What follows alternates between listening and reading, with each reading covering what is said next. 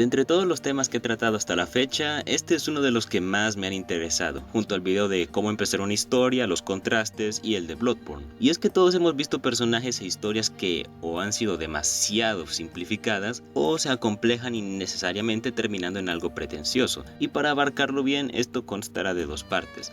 Esta que irá sobre personajes simples y complejos per se, señalando las ventajas e inconvenientes de utilizarlos, y la segunda, que ya será sobre lo que mencioné hace poco, la simplificación y acomplejamiento totalmente prescindible. Pero bueno, ahora que lo aclaramos, empecemos con la parte 1.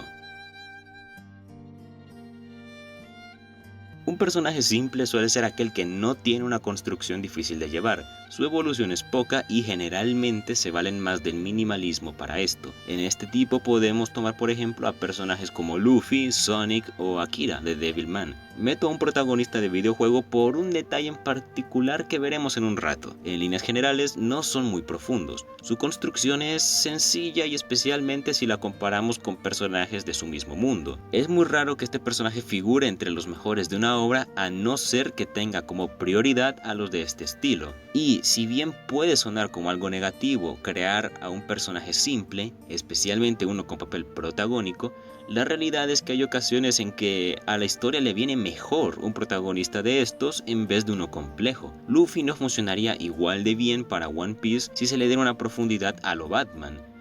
Aunque... Volviendo al tema, porque la misma historia no solo es complicada, sino también muy extensa y se desempeña en un mundo de escala global. Luffy tiene algún momento en donde se le explora su lado más vulnerable, como cuando despierta tras la muerte de Ace o cuando Kuma los derrota en Shabondi, pero solo eso. Oda tiene mucho cuidado de no pasarse para no desentonar al personaje. Lo mismo aplica en Akira, que aunque su historia ya tiene cierta profundidad, él no deja de ser un personaje simple de llevar y que por ende es más fácil de adaptar a X situación, aunque evidentemente con más matices que los que tiene Luffy. En una obra literaria como un cómic o un manga, la ventaja que proponen este tipo de personajes es que es menos probable que te equivoques al utilizarlos, puesto que si no tienen una psique sumamente enrevesada y llena de bifurcaciones, no tendrás tanta dificultad al moverlos de un lado a otro y saber cómo actuaría allí, allá y bla bla bla. Por supuesto que luego tenemos ejemplos de personajes que, a pesar de ser simples, fueron terriblemente llevados, como Natsu o Deku, que incluso siguiendo así, tienen muchas incoherencias y situaciones malas, por lo que, aunque es cierto que son menos desafiantes, no significa que no debas prestar atención a cómo los escribes. Por otro lado, hablando de videojuegos, es más o menos lo mismo pero con otro detalle. Un cómic es completamente unilateral, pero un videojuego no. Es el medio más interactivo que existe para mover una historia, y es debido a ello que muchas veces se opta por un personaje sencillo. Un personaje complicado requiere de un trato adecuado, y eso puede significar más tiempo de cámara o, para llamarlo de otra forma, una historia con más cinemáticas que pueden llegar a durar más de la media. Es ahí donde personajes como Sonic quedan perfectos, porque aunque tenga sus detallitos, sigue sin ser un personaje de Stephen King. El personaje brilla más por su carisma, su estilo y porque jugablemente ofrece adrenalina como pocos juegos de velocidad pueden. Es decir, personajes de este tipo disminuyen el riesgo de que un título sea más una película que un juego. ¿Hay formas de usar bien a un protagonista complejo sin ser pesado? Las hay, y lo veremos dentro de poco.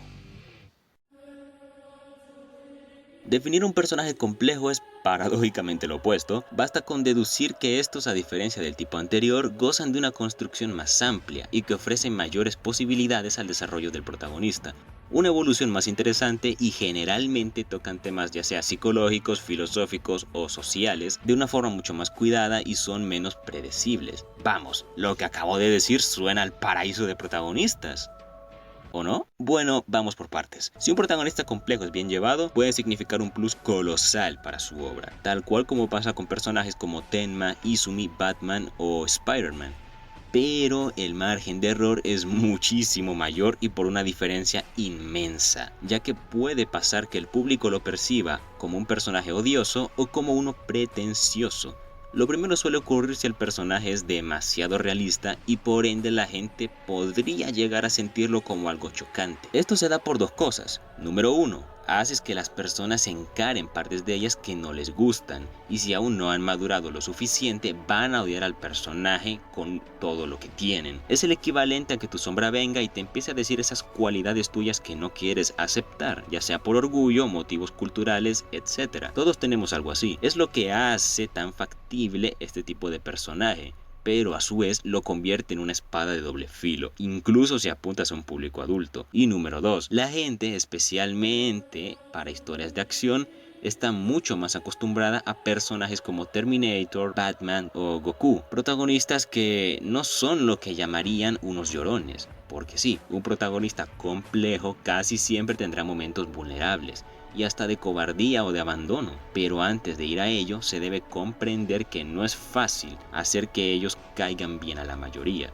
Lo segundo simplemente se da cuando intenta ser complejo, o mejor dicho, intenta parecer complejo con cosas que por sí solas no tienen nada de valor, como pasártela toda la película deprimido viendo al cielo, sin hacer una sola cosa relevante para después decir una frase totalmente contraria al personaje original y la adaptación. Pero bueno, lo que ocurre con Batman v Superman es que no se deja de joder una y otra vez con que Superman es el Mesías, pero la gente lo rechaza, que no sabe cuál es su papel en el mundo, que no entiende por qué es así, que no es un mundo que te deje ser bueno. Hello, cabrón, viajaste por el mundo en Man of Steel y hoy día sigues haciéndolo salvando personas. Y me voy a creer que te impacta lo que ocurre en esta película. O sea, no me jodas. Siria, Corea del Norte, armas nucleares y biológicas, torturas, redes de pederastas. ¿Qué mierda me estás contando, Superman? Sin mencionar que sus famosas dudas nunca se tratan, pero nunca. Mágicamente se van por ver a Doomsday y decirle a Lois, tú eres mi mundo. Bravo, Snyder, le pones cosas llamativas a esta versión para luego cagarte totalmente en ellas. Y a esto me refiero. Si planeas que tu protagonista trate tópicos profundos, sé fiel al trato de esos tópicos. Acuérdate que un concepto no es nada, pero nada, si no se trabaja bien. Mira a Fairy Tail, por ejemplo. Muchos conceptos geniales, vamos, pero igualmente es un neketsu muy malo. Aunque a quien engaño, de todas formas me encantó Fairy Tail. Siguiendo con el tema. ¿Por qué personajes como Spider-Man se pueden permitir tener momentos bajos y aún así ser amados? Por un detalle pequeño pero súper importante. Peter Parker no solo es identificable, no solo es un personaje humano, sino que también es admirable. Usaré de ejemplo mi versión favorita, la de Marvel's Spider-Man. En este videojuego desde el minuto 1 ya te cae bien. Su humor, su jugabilidad, su personalidad y lo humano que se siente. Es un héroe que puede levantar más de 10 toneladas, pero sigue teniendo líos románticos o de dinero. Vamos, sigue quedándose dormido por sentir cansancio. De hecho, hay una parte del juego donde literalmente lo corren de su apartamento y para colmo está persiguiendo camiones de basura porque entre las cosas que tiraron habían años de investigación. Para luego terminar durmiendo en un sofá que no luce nada cómodo. ¿Cómo podríamos admirar a un tipo así? Bueno, porque al mismo tiempo tiene cualidades para ello. Peter es altruista, sumamente apasionado por su misión científica, es entrañable hasta por gusto, siempre vela porque sus allegados estén bien, se permite tener momentos como por ejemplo este. Bueno, está bien, esta noche no salió como lo esperaba. ¿Dónde dormiré? Le pediré asilo a MJ. Bien, ¿qué le diré a MJ para que me deje dormir en su sillón? Veamos. Hola MJ, soy Peter. ¿Será posible que pueda quedarme a dormir? Ay, qué formal. MJ, pasaba por aquí. Ay, qué mala excusa. Hola MJ, ahora que volvimos a hablarnos, pensaba que podría... Bueno, eso es patético. ¿Por qué le doy tanta importancia a esto? Somos amigos, ¿cierto? Es normal dormir en su casa frecuentemente. No es extraño ni nada. Dormiré en su sillón. Con MJ. Ay, ¿qué estoy pensando? Es muy humano realmente, es muy fácil que te congenies con él. Tiene momentos de caída y donde pierde esa actitud tan positiva y optimista para ceder y empezar a sollozar. Quiero decir, en el mismo videojuego lo hicieron pedazos 2 veces, pero se levanta y pelea por lo que cree aunque le duela. Aunque tenga 14 huesos rotos, aunque tenga una hemorragia y aunque el precio sea demasiado alto.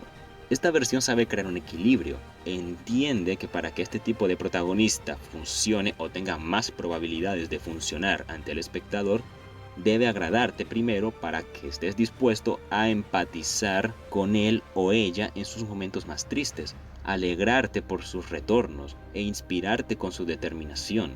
Por supuesto que no es una regla inevitable esto, puedes saltártela y buscar un protagonista que sí sea chocante. El camino que tome el personaje dependerá de ti. Como conclusión, ambos tipos de protagonistas son buenos según el tipo de obra que estés creando.